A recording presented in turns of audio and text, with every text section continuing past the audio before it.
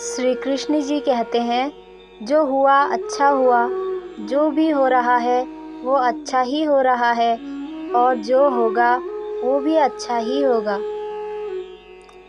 दोस्तों, एक गांव में एक बुजुर्ग किसान रहता था। उसका नाम रामू था। रामू अपना पूरा समय खेती बाड़ी और अपना समय अपने बेटे, पोते और पोतियों के साथ बिताता था।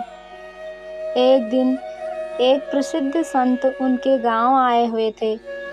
उनके आगमन की खबर सुनकर रामू भी उनसे मिलने गया। वे संत ध्यान में डूबे हुए थे, लेकिन उन्होंने रामू के पूछे जाने पर उनकी समस्याओं को सुना।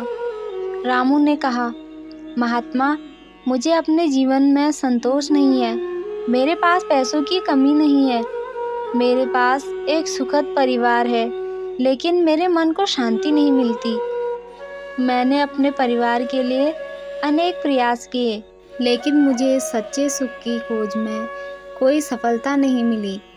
संत ने रामू जी की दिशा में देखते हुए कहा, बेटा, सुख और शांति की तलाश अच्छी बात है, लेकिन यह आपके स्वार्थ के आसपास नहीं है। जीवन में सच्चा सुख और शांति मोह और आसक्ति से बाहर है।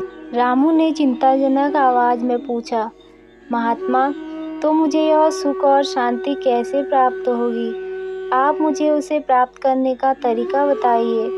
संत ने प्रसन्नता के साथ कहा, बेटा, तुम अपने मोह और आसक्तियों से मुक्त होकर ही वास्तविक सुख और शांति प्राप्त कर सकते हो। जीवन के रिश्तों में बंधकर तुम सुख की परेशानियों में फंस जाते हो।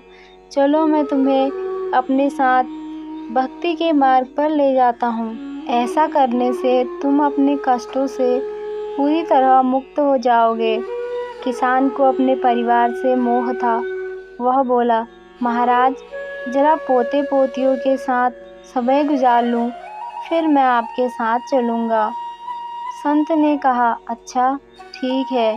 कुछ वर्षों के बाद संत वापस आए तो वृद्ध किसान इस बार बोला, जरा अपने पोता पोतियों का विवाह देख लूं, फिर मैं आपके साथ चलूंगा। संत ने इस बार भी किसान की बात में हामी भर दी। कुछ वर्षों के बाद फिर से संत आए तो उन्होंने देखा कि वृद्ध किसान के घर के बाहर एक कुत्ता बैठा है। संत ने अपने योग बल से जान लिया कि वृद्ध किसान की मृत्यु हो गई है और अब उसके इस कुत्ते के रूप में नया जन्म लिया है। मृत्यु तक रिश्तों के मोह में पड़े रहने से उसे कुत्ते का जन्म मिला है। संत ने योग बल से कुत्ते को उसके पूर्व जन्म की याद दिलाई और उसे कहा कि क्या तुम्हें अब मेरे साथ चलना है?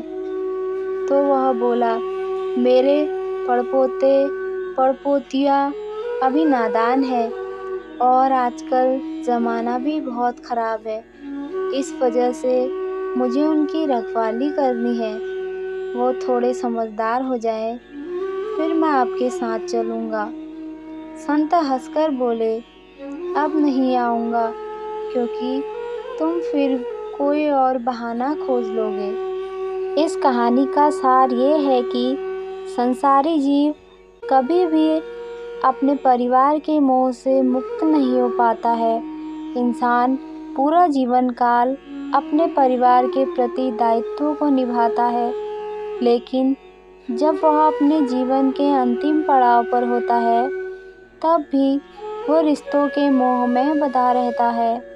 इंसान को अपने खुद के लिए इतना तो करना ही चाहिए कि कम से कम वृद्धावस्था में रिश्तों का मोह त्यागे और ईश्वर का नाम स्मरण कर मोक्ष का रास्ता चुने।